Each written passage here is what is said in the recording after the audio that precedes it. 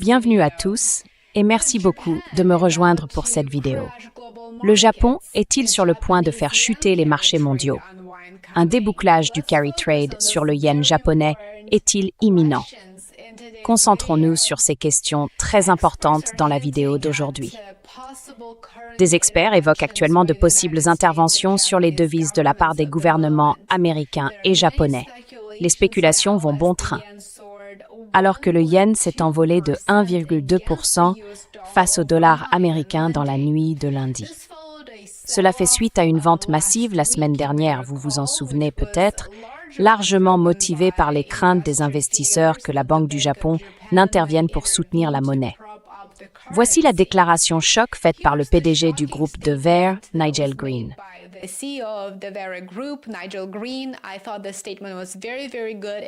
J'ai trouvé cette déclaration vraiment excellente. Elle est concise et va droit au but. Regardez, le Japon a été l'amortisseur financier du monde pendant une génération. Et ce rôle a brusquement pris fin. C'est terminé, dit-il.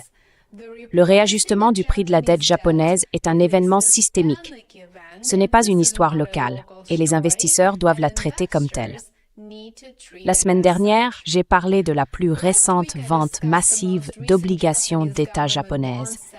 Cette vidéo a très bien marché, elle approche maintenant les 300 000 vues, et il y a eu de nombreux commentaires et questions auxquels je voulais prendre le temps de répondre dans la vidéo d'aujourd'hui, afin d'approfondir un peu plus ce sujet.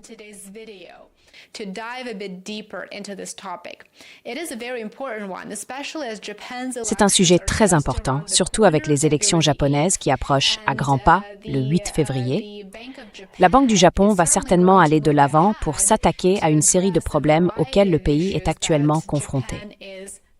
Pendant très longtemps, le marché obligataire japonais a été un endroit très stable, assez ennuyeux et sans histoire. Les obligations d'État japonaises bougeant à peine et les rendements restant proches de zéro pendant des années. La volatilité était bien sûr pratiquement inexistante et les investisseurs considéraient le Japon comme un lieu sur lequel on pouvait toujours compter pour la stabilité et un financement bon marché. Mais comme les événements des derniers mois et surtout des dernières semaines nous le montrent, cette époque est révolue. C'est du passé.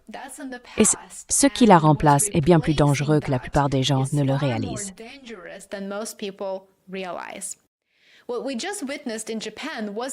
Ce que nous venons de voir au Japon n'était évidemment pas une simple vente obligataire de routine.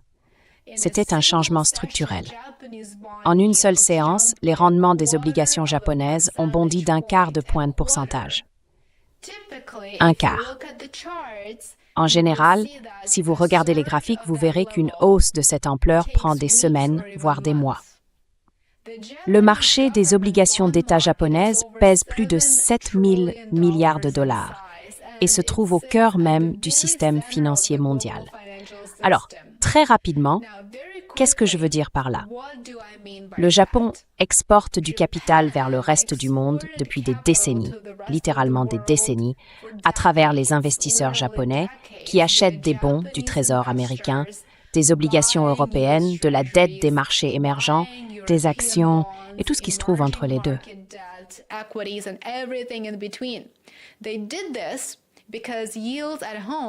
Ils ont fait cela parce que les rendements au Japon étaient maintenus proches de zéro, donc investir ailleurs offrait évidemment des rendements bien meilleurs.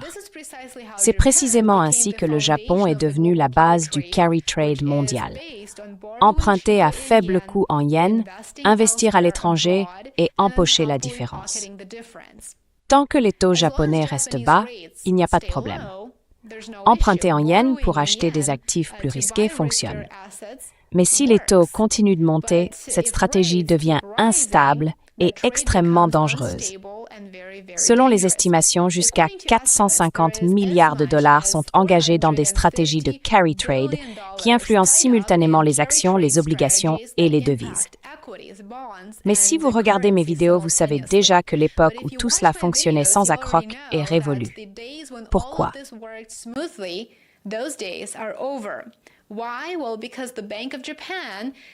Eh bien, parce que la Banque du Japon modifie sa politique et que la première ministre Sanae Takaichi met en œuvre sa vision de ce qui doit se passer au Japon. Ce système ne fonctionne que tant que les taux japonais restent bas et stables. C'est là qu'intervient un autre facteur important, l'inflation. L'inflation sous-jacente dépasse le taux cible de la Banque du Japon depuis plus de 4 années consécutives. Le coût de la vie augmente, les électeurs ne sont pas contents, ils sont en colère. Et bien sûr, les responsables politiques réagissent de la seule manière qu'ils connaissent, en dépensant davantage. Mais quand les dépenses augmentent, que se passe-t-il? L'endettement augmente généralement aussi. La première ministre Sanae Takaichi a été très claire. La relance budgétaire est sa priorité, même si le Japon supporte déjà la plus lourde dette du monde développé.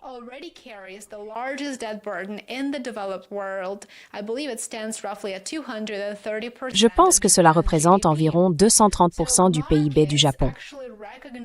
Les marchés reconnaissent donc cette contradiction, la réalité face à la Banque du Japon et aux actions envisagées par la première ministre Sanae Takaichi.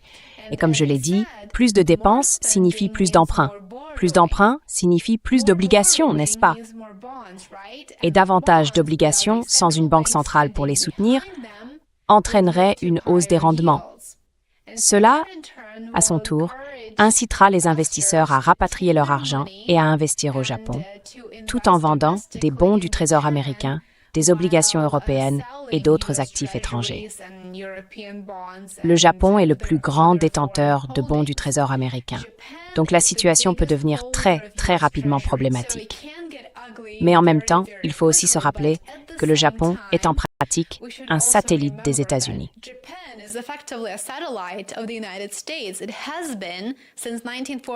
C'est ainsi depuis 1945. Sur le plan politique, la première ministre Sanae Takaichi se trouve donc dans une position très difficile. La mauvaise nouvelle, c'est que chaque choc sur le marché obligataire japonais a tendance à provoquer des ondes de choc dans le monde entier, y compris aux États-Unis. Goldman estime que chaque hausse de 10 points de base de la tension sur les obligations japonaises fait grimper les rendements américains de 2 à 3 points de base. Cela signifie que les décisions politiques intérieures du Japon resserrent désormais directement les conditions financières aux États-Unis, au Royaume-Uni et dans toute l'Europe, que ces pays et leurs gouvernements le veuillent ou non.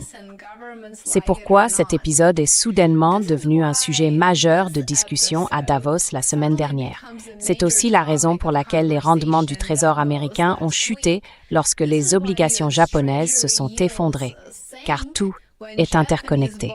Le yen est devenu un autre point de pression. The yen has become another pressure point. When bond yields spike, lorsque les rendements obligataires grimpent, la volatilité des devises augmente généralement. Ainsi, lorsque le yen s'affaiblit trop rapidement, le Japon est évidemment contraint de le défendre. Le moyen le plus rapide de le faire consiste à vendre des réserves de change, y compris des bons du Trésor américain. C'est ainsi qu'un problème japonais se transforme instantanément en un problème américain ou européen, en faisant grimper les coûts d'emprunt.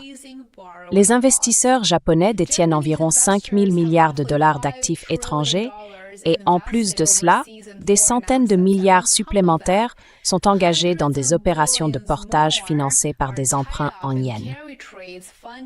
À mesure que les rendements japonais augmentent, les calculs commencent à changer.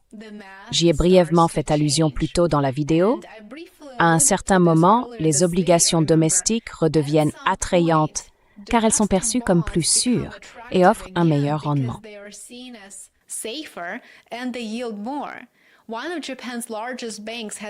L'une des plus grandes banques du Japon a annoncé son intention de reconstruire de manière agressive son portefeuille d'obligations d'État au détriment des actifs étrangers.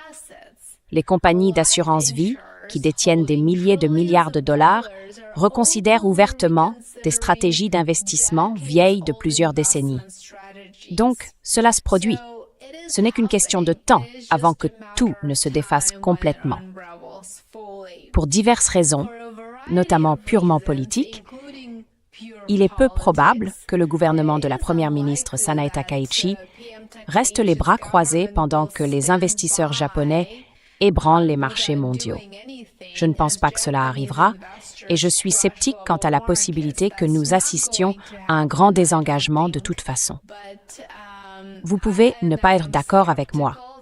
Et si c'est le cas, faites-le moi savoir dans les commentaires et vos réflexions sur les raisons pour lesquelles vous ressentez cela.